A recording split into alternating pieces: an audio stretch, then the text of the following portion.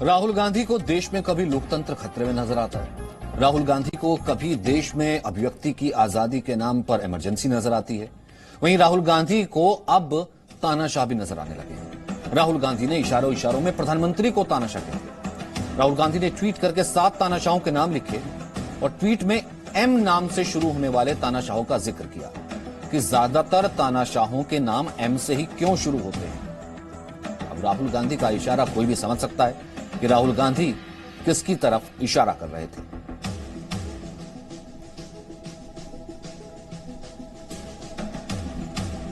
जो ट्वीट किया, कई तानाशाहों के नाम एम से ही क्यों शुरू होते हैं, उसके नीचे 7 तानाशाहों के नाम लिख दी। Marcos, Mussolini. अब बताइए, अब तानाशाही का जिक्र कर रहे हैं। क्या तानाशाही में इतनी आजादी है कि राहुल गांधी खुले से ट्वीट करते हैं, अपनी सरकार पर ही सवाल उठाते हैं। वो आग अभी थमी नहीं है, आग और लगने की बात करते हैं। और अब तो एक कदम आगे बढ़ के वो इशारों में कहीं ना कहीं प्रधानमंत्री मोदी पर निशाना साधने की कोशिश करते हैं कि एम से ही क्यों शुरू होते हैं तानाशाहों के नाम।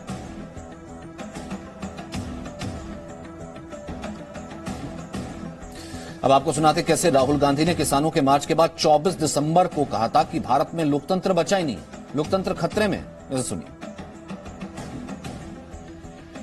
ये आप किस देश की बात कर रहे हो? ये कौन सी देश की बात कर रहे हो? डेमोक्रेसी? ये मतलब कौन से देश की बात कर रहे हो? इंडिया की बात कर रहे हो? इंडिया में कोई डेमोक्रेसी नहीं है। डेमोक्रेसी इंडिया में ये मतलब आपके इमेजिनेशन में हो सकती है, मगर रियलिटी में है नहीं। भाई, लोकतंत्र में बोलने की आजादी होती है, लोकतंत्र में निंदा करने की आजादी होती है, लोकतंत्र में प्रदर्शन की आजादी होती है और लोकतंत्र में किसानों को भड़का करके छुट्टियों के लिए इटली जाने की भी आजादी होती है। लेकिन फिर भी लोकतंत्र खतरे में नजर आता है। अब ये लोकतंत्र है या अति लोकतंत्र है, ये तो आप ही देखिए। तो ऐसे में राहुल गांधी बीच बीच में ट्वीट कर देते हैं या फिर यूं कहीं कि कहीं ना कहीं भटका देते हैं या भड़का देते हैं। राहुल गांधी ने डिक्टेटर्स के नाम लिख दिए, तानाशाहों के नाम लिख दिए और कहा कि ये क्या संयोग है कि कई तानाशाहों के नाम एम से ही क्यों शुरू होते हैं। अब पीएम मोदी पर वो हमला कर रहे हैं, रह रहकर। इससे पहले जो है किसानों को भड़काने की बात कर रहे थे। वो कह रहे हैं कि लोकतंत्र खतरे में है, कभी उनको लोकतंत्र नजर नहीं आता। और अब देश में लोकतंत्र के नाम पर तानाशाही का बिगुल बजा रहे हैं राहुल गांधी। मुझे लगता है राहुल गांधी को याद नहीं है जब आपातकाल लगा था तब आखिरकार क्या हुआ था। तमाम नेताओं को किस तरीके से इंदिरा गांधी ने जब आपातकाल लगाया कि लोगों के मौलिक अधिकारों का हनन कर दिया गया था। हनन क्या, खत्म कर दिया गया था। लोगों के मौलिक अधिकारों को खत्म कर दिया गया था, जबरन जेल में डाल दिया गया था। लाखों लोगों को जबरन जेल में डाल दिया गया था। और किसने किया था? खुद उनकी नानी ने किया था ना। मीडिया पर, खुद उनकी दादी ने किया था ना। मीडिया पर पाबंदी लगा दी गई थी, किसी को बोलने की आजादी नहीं थी। ट्विटर तो उस वक्त था नहीं, अखबार निकालने तक की आजादी नहीं थी। पत्रकारों की बात बंद कर दी गई थी, जुबान बंद कर दी गई थी। हजारों लोगों पर बिना कुछ किए एफआईआर दर्ज कर दी गई थी। तो वो लोकतंत्र था। और ये लोकतंत्र नहीं है जब खुले में राहुल गांधी ट्वीट भी करते हैं, बात भी रखते हैं, छुट्टियों पे भी चले जाते हैं, वापस भी आ जाते हैं, किसानों को भड़का भी देते हैं और तानाशाही भी नजर आ जाती है। वहीं राहुल गांधी लगातार इस पर जो है किसानों के आंदोलन पर लगातार भड़काने की कोशिश कर रहे हैं। वहीं से पहले अगर हम बात करें, राहुल गांधी ने जब राष्ट्रपति से मिलने के लिए गए थे राहुल गांधी, तब भी उन्होंने कह दिया था कि लोकतंत्र खतरे में है। लोकतंत्र की बात आप करते हैं, लोकतंत्र तो है ही नहीं। तो अब इशारों में प्रधानमंत्री मोदी का वो जिक्र करते हैं और तानाशाहों के नाम लिख देते हैं। तो राहुल गांधी को सब कुछ करने की आजादी है, लेकिन लोकतंत्र नजर नहीं आता। अब राहुल गांधी को जरा आपातकाल का भी जिक्र करना चाहिए। रवि त्रिपाठी और इस वक्त हमारे साथ रविंद्र मौजूद है। रविंद्र, सब कुछ नजर आता है राहुल गांधी को, सब करने की आजादी है, लोकतंत्र में बोलने की आजादी है, प्रधानमंत्री को टारगेट करने की आजादी। अब उन्हें तानाशाह कहने की भी आजादी है, फिर भी लोकतंत्र है नहीं, उन्हें तानाशाही नजर आती है। बिल्कुल, अगर जिस शब्द का उन्होंने एम शब्द का इस्तेमाल किया है, तो अगर देखा जाए तो आर एक शब्द होता है जिससे एक्चुअल में जो तानाशाह है रिसेप तैयब एर्दोगन, तुर्की का राष्ट्रपति, उनको माना जा सकता है। आज राउल कास्ट्रो, फिडेल कास्ट्रो के भाई थे, वो उनके समय में भी क्यूबा में कोई बोल नहीं पाता था। लेकिन भारत में देखिए कि किसान आंदोलन कर रहे हैं, लाल किले पर कोई धार्मिक विशेष का झंडा वहां फहरा दिया जाता है, शाहीन बाग होता है, और बावजूद इसके अगर कोई तानाशाह होता तो क्या ये पॉसिबल था? 2-2 बार लोकतंत्र के चुनाव होते हैं, वहां चुनी हुई सरकार बनती है, उसके मुखिया बनते हैं प्रधानमंत्री, और उनको तानाशाह बोला जाता है। और इतिहास जैसा आपने भी दिखाया, तो कहीं ना कहीं ये एक खिसियाहट है और एक्सेप्ट नहीं करना कि कांग्रेस के अलावा कोई और भी यहाँ पर रूल कर सकता है या गांधी परिवार के अलावा कोई रूल कर सकता है। और इसलिए कांग्रेस ने पहले नीच, मौत के सौदागर, तानाशाह, हिटलर सब शब्द कह दिया और राहुल गांधी एक बार फिर से तानाशाह कर रहे हैं लोकतंत्र नहीं है। तो जाहिर तौर पर लोकतंत्र है तभी विपक्ष के नेता के तौर पर वो इस तरह की बातें कर रहे हैं। ये बातें किसी मुसोलिनी के या फिर मुशर्रफ के राज में नहीं हो सकता था। ये राहुल गांधी को भी समझना होगा, कांग्रेस को भी समझना चाहिए। और लोकतंत्र तब होता है ना, और लोकतंत्र तो तब होता है रवि त्रिपाठी, जब जनता की अदालत में आप गए हो, जनता ने आपको चुना हो और फिर भी आप कुछ कर ना पा रहे हो। पर जनता ने आपको नकार दिया। ये वही पार्टी जिसने 60-70 साल तक राज किया, जिसने इमरजेंसी लगाई, जिसने न केवल पत्रकारों को बल्कि कितने मासूम लोगों पर एफआईआर की और उसके बाद जेलों में डाल दिया। अब आपको सब कुछ कहने करने की आजादी, क्योंकि आप सत्ता में नहीं है इसलिए आपको लोकतंत्र नजर नहीं आता। देखिए, विपक्ष के नेता के लिहाज से राहुल गांधी ये मुद्दा बना रहे हैं और ये माहौल बना रहे हैं। माहौल बनाने की कोशिश की जा रही है। कोशिश ये की जा रही है कि जिस तरह से देश में माहौल है, देश में लोग लाल किले पे आकर झंडा फहरा के चले जा रहे हैं कहीं ना कहीं, और देश में जिस तरह से उपद्रव किया जा रहा है, देश में जो बॉर्डर पे हालात है, जो खासतौर पर जहां किसानों को रोका गया है, उन सबको मिला जुला के विपक्ष एक माहौल बनाना चाह रहा है। संसद का सत्र चल रहा है, संसद के सत्र के बीच में इस तरह के बात कर एक माहौल बनाया जा रहा है कि इस देश में माहौल है इमरजेंसी लायक। देश में ऐसी स्थिति है जैसा मुसोलिनी के समय था, जैसा मुशर्रफ के समय था पाकिस्तान में, और इस तरह की बातें करके कहीं ना कहीं लोगों को जो लगातार आप देखिए राहुल गांधी जब प्रेस कॉन्फ्रेंस करते हैं, तो चाहे किसानों का मुद्दा हो, चाहे कोई और मुद्दा हो, लगातार नौजवानों को एड्रेस करते हैं कि देश के नौजवानों को ये समझना चाहिए कि देश के हालात ठीक नहीं है, यहाँ का नेतृत्व ठीक नहीं है। तो राहुल गांधी उकसाने की कोशिश कर रहे हैं, ये बताने की कोशिश कर रहे हैं कि देश में पत्रकारों के साथ अन्याय हो रहा है, जुल्म हो रहा है। जो पत्रकार झूठी खबर चलाते हैं उनके खिलाफ अगर कुछ किया जाता है तो उनके लिए राहुल गांधी एंड उनकी टीम खड़ी हो जाती है। आपको पता होगा एक पत्रकार ने ट्वीट करके कहा कि किसान की मौत हो गई गोली लगने से। तो ये एक माहौल बनाया जा रहा है कि जिस तरह से के माहौल लगे लोगों को, और देश भर के लोग, दिल्ली में तो माहौल है ही, दिल्ली का जो स्थिति चल रही है, लेकिन देश के लोगों को भी पता चले कि दिल्ली में और जो प्रधानमंत्री जो कर रहे हैं कहीं ना कहीं डिक्टेटरशिप वाली स्थिति में जा रहा है देश। हालांकि विजुअली जो देखने पर लोगों को तकलीफ हो रही है कि जिस तरह से फेंसिंग की जा रही है बॉर्डर पे, जिस तरह से किले लगाई जा रही है, तो इस तरह की चीजों सरकार की तरफ से जो कार्रवाई की जा रही है वो भी कहीं ना कहीं एक राहुल गांधी को मौका दे रहा है इस तरह की बातों बोलोगे। तो राहुल गांधी एक कोशिश कर रहे हैं कि एक माहौल बनाकर सरकार को कहीं ना कहीं ये साबित किया जाए कि सरकार डिक्टेटर है, प्रधानमंत्री मोदी डिक्टेटर है। रविंद्र, अगर लड़ाई अजम्पशन की है जैसा कि रवि कह रहे हैं, और मैं तो इसमें एक और ऐड कर लेता हूं, देखिए वो रिहाना, कोई जानता भी नहीं, ना रिहाना को पता होगा कि क्या चल रहा है, कहां भारत का है, मुझे तो ये भी नहीं पता होगा, उनको ये भी पता होगा कि भारत कहां है। वो ट्वीट कर देते हैं, वो क्लाइमेट गर्ल वो एक अलग से ट्वीट कर देती हैं कि, और फिर उसके बाद कांग्रेस की एक मशीनरी लगी होती है फेक न्यूज को लगातार जो है करने में। अगर अजम्पशन की ही लड़ाई है तो इस अजम्पशन की लड़ाई में ही जो है फेक न्यूज फिर एज लेती क्यों नजर आती है? क्यों सरकार की मशीनरी जो है इस फेक न्यूज को कर्ब करने में या फिर हटाने में जो है कहीं ना कहीं थोड़ी सी पीछे नजर आती है? सचिन, आपने देखा कि कल 2 दिन पहले ही 250 से ज्यादा ट्विटर हैंडल या फिर ट्वीट को सस्पेंड किया गया है। ये सरकार ने अपनी तरफ से कोशिश की, होम मिनिस्ट्री ने कहा और आईटी मिनिस्ट्री ने ट्विटर को निर्देश दिया और ट्विटर ने उस पर बंदिशें लगाई, सस्पेंड कर दिया गया। तो जहां जहां इस तरह की बातें होती है सरकार अपनी तरफ से कोशिश करती है तो उस सोशल मीडिया के जरिए या फेक न्यूज पर किसी तरह का प्रतिबंध लगा। आपने देखा होगा कि आईबी मिनिस्टर प्रकाश जावड़ेकर ने डीएनए में सुधीर चौधरी जी को भी कहा था कि फेक न्यूज जो के बारे में क्या क्या सरकार कर सकती है या कर रही है। तो कहीं ना कहीं सरकार अपने तरफ से फेक न्यूज हो या इस तरह के प्रोपगंडा फैलाने पर कोशिश करती है, उस पर बंदिशें लगाती है। लेकिन उसका क्या किया जाए जब 3 बार 4 बार के सांसद हो, लोकसभा के सांसद हो, एक बड़ी पार्टी के अध्यक्ष रहे हो, महासचिव रहे हो और इस तरह की बातें अगर कर रहे हैं तो जाहिर तौर पर एक एजम्पशन बनाने की कोशिश की जा रही है कांग्रेस द्वारा। अगर कांग्रेस की बात करें, एक विपक्ष के तौर पर बात करें तो उनके पास इसके अलावा कोई चारा भी नहीं है, क्योंकि करप्शन का आरोप लगाया वो फेक हो गया।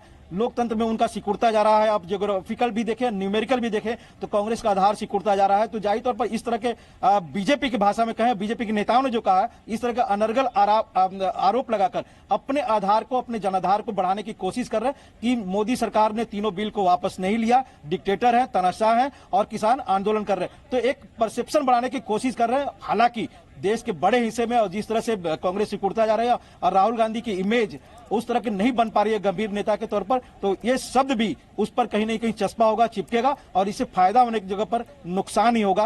कोशिश राहुल गांधी की यही है कि उससे फायदा उठाया जाए।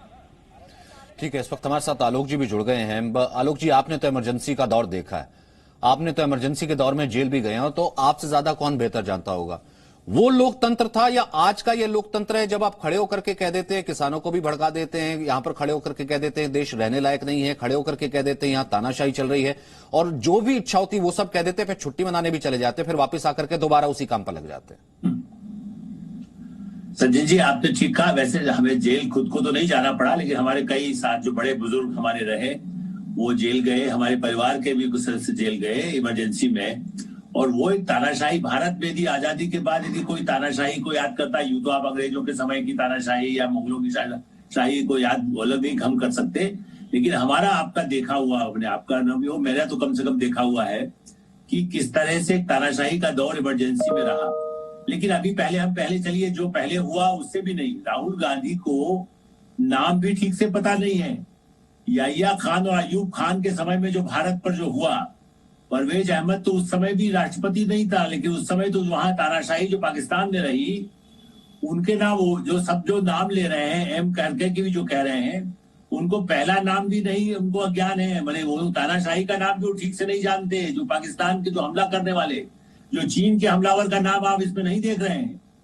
में सबसे जहां तानाशाही रही हमारे, आप देखिए, वो तो बच्चे ही रहे होंगे, राहुल गांधी मास्टर राहुल थे जब राजीव गांधी के समय में भी, लेकिन कहीं ना कहीं उनको जो ज्ञान देने वाला शशि थरूर जैसे लोग तो समझा सकते थे कि तानाशाही क्या होती है। और आपने ठीक कहा, अभी आपके संवाददाता भी जो बोल रहे थे, आज हम और आप खुलेआम जहां से हमारे आपके साथ काम करने वाले लोग क्या क्या नहीं बोल रहे हैं। अभी जो मैं आपके टीवी पर चैनल पर देख रहा था थोड़ी देर पहले, दूसरे पर भी, जहां पर टिकट हरियाणा पहुंच रहे हैं, वो उत्तर प्रदेश की सीमा, चाहे चारों तरफ तारेबंदी लगी है, लेकिन उसके बाद भी लोगों का आवागमन जहां जा सकते हैं, एक नेता के नाते जा रहे हैं, बोल रहे हैं सरकार के खिलाफ। 2 महीने से संघर्ष करके लाल किले तक को कहते हैं कि खराब करना और उसके सारे भारत की बदनामी करने की कोशिश हो रही है। ये लोकतंत्र, इससे बड़ा क्या होगा दुनिया के किसी भी देश में। रूस में आप देख रहे हैं, जरासे में उन सारे अपोजिशन के लोगों को अभी जेल भेज दिया गया है, कोई सैकड़ों लोगों को। जहां पर तानाशाही है उसकी याद उन्हें नहीं आ रही है, उन्हें वो मुसोलिनी याद आता है, क्योंकि उनको पढ़ा लिखा तो उनके कम, मेरा ख्याल है, ज्ञान का अभाव है। उनको भारत की तुलना उन देशों से कर रहे हैं और उन लोगों से, तानाशाही से कर रहे हैं जिस जो सामने देखा हुआ, हमारे सामने जो दिख रहा है पड़ोस के देशों में, चीन का कोई तानाशाह नहीं है, लेकिन चीन के साथ तो गलबैया बांटते हैं उनके नेता, क्योंकि वहां से पैसा मिल रहा है उनके लोगों को। वो आंदोलन में यहाँ जो किसान के नाम पर चीन और पाकिस्तान के जो लोग जो सहायता कर रहे हैं अप्रत्यक्ष रूप से, जबकि कई पत्रकार कहते हैं नहीं जी कहाँ सहयोग है। अरे भाई, लाल किले पर झंडा फहराने का पैसा कौन दे रहा है? क्या राहुल गांधी दे रहे हैं? या तो मान ले कि हमारा पैसा है, चीन पाकिस्तान बहुत का सर्च नहीं करते हैं ना सर, तभी तो मैंने कहा ना कि आपसे ज्यादा आई विटनेस अकाउंट। अब राहुल गांधी एक ही परिवार में पैदा हुए, जब मन करता है विदेश चले जाते हैं, फिर उसके बाद एक ही पार्टी के बगैर चुनाव के जो है महासचिव अध्यक्ष तक पहुंच जाते हैं। एम से उनकी रिसर्च नजर आती है कि एम से मुसलोनी, एम से मार्कोस मिलोसेविक, माबुतो मुशर्रफ, माइकोम्बोरो, एम से नजर आ जाता है। लेकिन आलोक जी, उनको एम से मोहनदास गांधी, एम से मोतीलाल नेहरू, एम से मंगल पांडे, एम से मौलाना अबुल कलाम आजाद, एम से मदन मोहन मालवीय और एम से मदर टेरेसा नजर नहीं आते हैं। तो क्या राहुल गांधी या फिर कांग्रेस की जो दुकान, या फिर यूं कहें कि उनका जो जनाधार है, वो क्या सिर्फ तानाशाही पर ही चलता है कि देश को बैड लाइमलाइट में लेकर के आओ, देश को पूरी दुनिया से जो है गाली पड़वाओ, फजीहत दिखाओ, देश रहने लायक नहीं है ये पोर्ट्रे करवाओ, और फिर उसके बाद जो है अपनी राजनीति चमकाओ? देखिए सचिन जी, सही बात यह है कि उनका दिल भारत में लगता नहीं है। उनका दिल बाहर बड़ा अच्छा है, अपनी नानी से भी स्नेह करना चाहिए, सम्मान करना चाहिए, या अपने और जिन लोगों के साथ भी उनका स्नेह भाव हो। इसीलिए उनको वहां के देशों की तानाशाही वगैरह, तो यहाँ के आसपास भारत में जो कुछ है वो अपने आप जैसे जाए। आप आश्चर्य थे सचिन जी, मैंने तो उनके कई मित्रों को, हम उनकी पार्टी में कई समझदार लोग हैं। अभी गुलाम नबी आजाद 1 घंटा प्रधानमंत्री बैठे हुए, आप सदन में आपने देखा हो, 1 घंटा गुलाम नबी आजाद बोले हैं। किसी तानाशाही में बोल सकता? सरकार के ही सारे कृषि कानूनों के खिलाफ वो बोल रहे हैं। वो उनको नहीं दिखाई देता कि लोकतंत्र जीवित है, उनका नेता बोल रहा है। कश्मीर का जो नेता, जो करोड़ों रुपए जिनके ऊपर आरोप है, अरबों रुपया कमाने वालों के साथ रहे गुलाम नबी आजाद, वो स्वतंत्रता पूर्वक बोल रहे हैं, वो जेल में नहीं है। उनके खिलाफ मामले भी अभी ज्यादा आगे नहीं बढ़ पाए हैं। अभी फारूक परिवार, अब्दुल्ला परिवार ने जो गड़बड़ किया, जो और लोगों ने किया, जिनके साझेदार वो रहे हैं, तो लोकतंत्र में ये आपने बिल्कुल ठीक कहा। मदन मोहन मालवीय का नाम तो हो सकता है वो ठीक से बोल भी नहीं पाएंगे, क्योंकि उनको तो वाराणसी से वो गंगा स्नान तो मैंने सोचिए कि वो दूर है, लेकिन उसके बाद भी उनको मदन मोहन मालवीय का नाम यदि उच्चारण भी शायद करना कठिन होगा। महात्मा गांधी का नाम उन्होंने सरनेम लगा है, लेकिन महात्मा गांधी को पढ़ा हो यदि आप, उनके कुछ और उनसे कहेंगे कस्तूरबा गांधी के बारे में कुछ बताइए। यदि कोई सवाल, वो बार बार कहते हैं कि प्रधानमंत्री से कोई सवाल नहीं पूछता। मेरा निवेदन है कि राहुल गांधी सचिन को भी इंटरव्यू दें और उनमें कस्तूरबा गांधी और गांधी पर जो परंपरा भारत की है, विनोबा भावे की, उनकी पदयात्राओं के बारे में सवाल पूछने दें। छोड़ दीजिए आज की राजनीति। एक ज्ञान भारत के नेतृत्व करने के जो दावेदार हैं इतनी बड़ी पार्टी के, मैं राहुल गांधी की व्यक्तिगत रूप से मुझे यही दुख होता है। देखिए, प्रधानमंत्री मोदी या देश चाहता है कि प्रतिपक्ष हो जो समझदार हो, जो लोकतंत्र को मजबूत करे, आज बहस करते लेकिन ना सर। अज्ञानी ज्यादा खतरनाक होता है। नहीं, जाहिर सी बात है। तो सबसे बड़ी बात ये नहीं, ये तो गोल पोस्ट शिफ्ट करने वाली बात हुई कि मैं एक ट्वीट कर दूंगा, उस पर चर्चा हो जाएगी और मैं वहां से लोकसभा से निकल दूंगा, मैं राज्यसभा से चला जाऊंगा। अगर था तो आज बहस करते, था तो आज राष्ट्रपति के अभिभाषण पर जब चर्चा हो रही, गुलाम नबी आजाद अगर बोल रहे हैं, प्रधानमंत्री सुन रहे हैं, तो बैठ के राहुल गांधी भी रखते, अपने तर्क रखते, बताते कि इस तरीके से लोकतंत्र में तानाशाही है, बताते कि ये मेरे पॉइंट्स हैं, फिर उसका जवाब सुनते, तब तो कोई बात होती। लेकिन ये जो भागने की प्रवृत्ति है कि सीधा गोल पोस्ट शिफ्ट करके भाग लिया जाए, जनता मुझे लगता है कि इस चीज को बखूबी समझती है।